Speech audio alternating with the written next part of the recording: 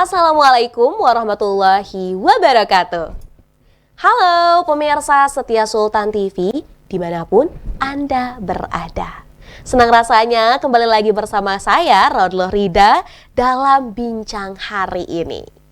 Dan pemirsa, pagi hari ini kita akan membahas satu topik yang cukup familiar nih terkait dengan pemekaran wilayah di Provinsi Banten.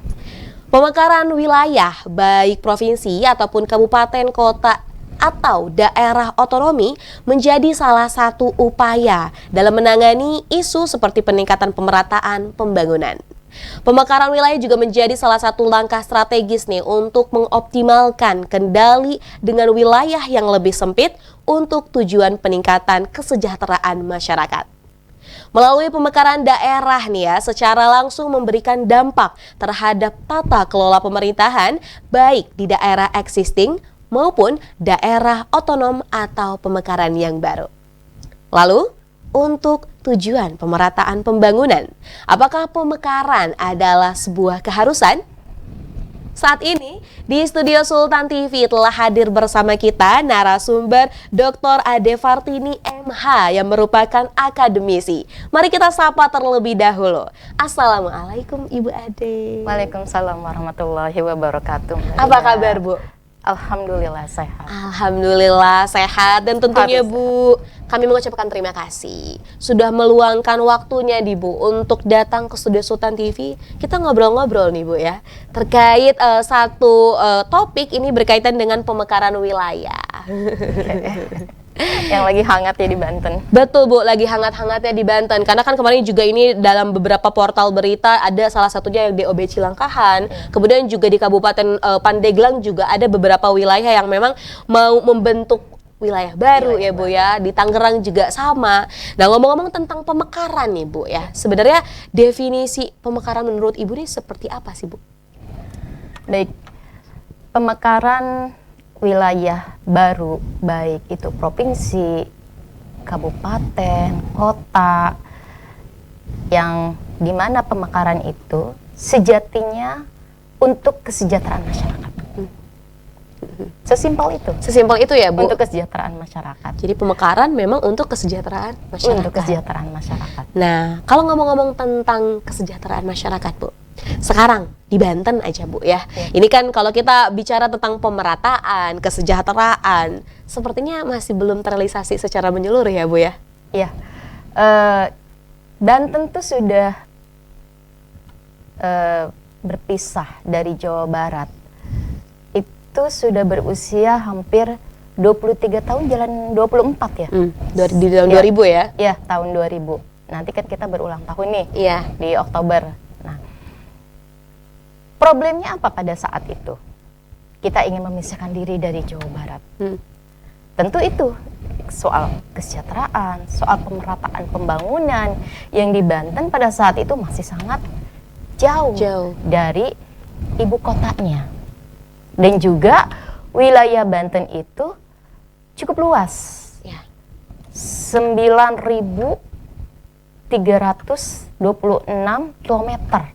Menurut data BPS, dengan jumlah penduduk yang sekarang 12,2 juta.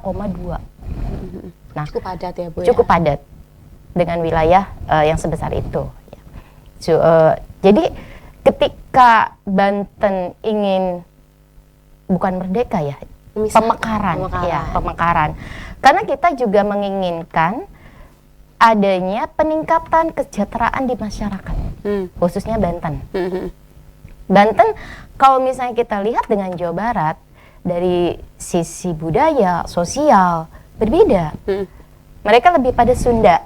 Ya. Kalau kita itu lebih kepada kepemilikan budaya tersendiri.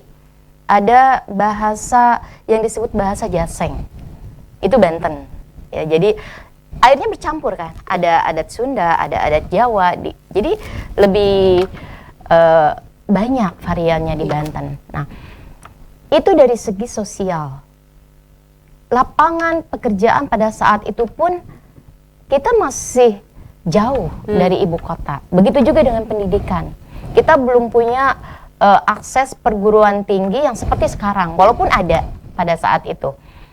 seperti kampus-kampus, kalau misalnya kampus yang di bawah Kementerian Agama, dia berafiliasi ke sana, ke ibu kota yang ada di Jawa Barat. Maka dianggapnya itu adalah bagian dari, belum berdiri sendiri.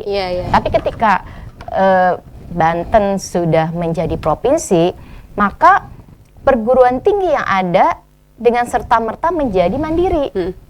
Nah, itu kan berarti kan ada perbaikan, ada peningkatan dari segi pendidikan. Walaupun misalnya kita sudah banyak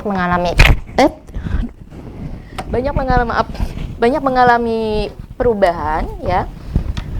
Namun tingkat pendidikan selama kita sudah memisahkan diri dari Provinsi Jawa Barat, itu kita masih ada di ranking ke-8 untuk melek aksara. Itu nomor 1 diduduki oleh DKI, kemudian Jawa Barat dan Jawa Tengah dan sebagainya.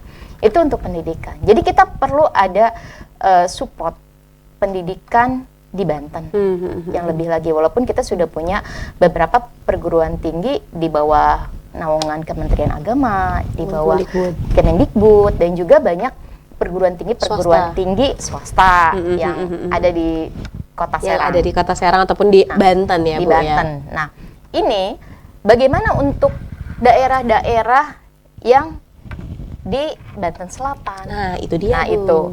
Apakah akses pendidikan di sana sudah mumpuni seperti di ibu kota?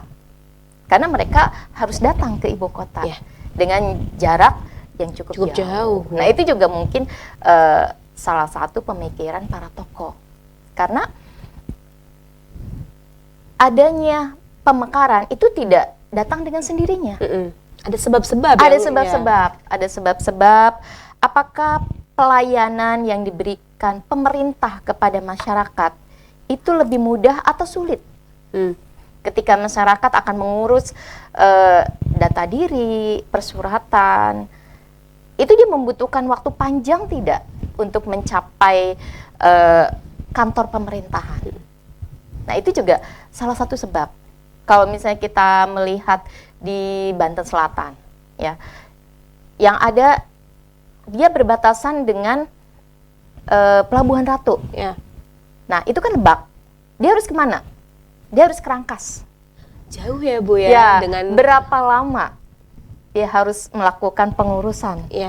Baik itu misalnya surat-surat penting, maupun data diri, kesehatan dan sebagainya.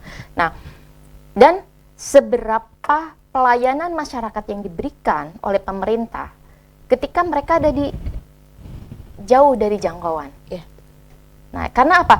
Karena otonomi daerah itu diberikan oleh pemerintah pusat setelah reformasi, itu diupayakan bisa meningkatkan pelayanan kepada masyarakat, terutama pelayanan konkuren.